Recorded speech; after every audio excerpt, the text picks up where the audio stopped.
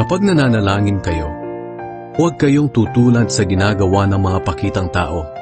Mahilig silang manalangin ng nakatayo sa mga sambahan at sa mga kanto ng lansangan para makita ng mga tao.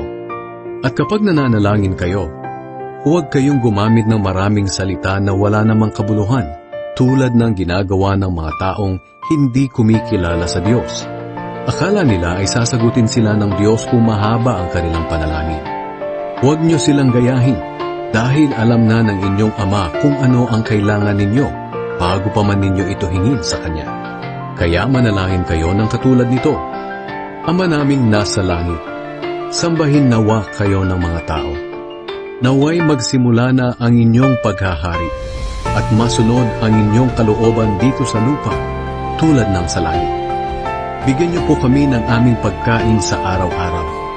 Patawarin niyo kami sa aming mga kasalanan tulad ng pagpapatawad namin sa mga nagkasala sa amin. At huwag niyo kaming hayaang matukso, kundi iligtas niyo po kami kay Satanas. Sapagkat kayo ang hari, ang makapangyarihan at dakilang Diyos magpakailanman.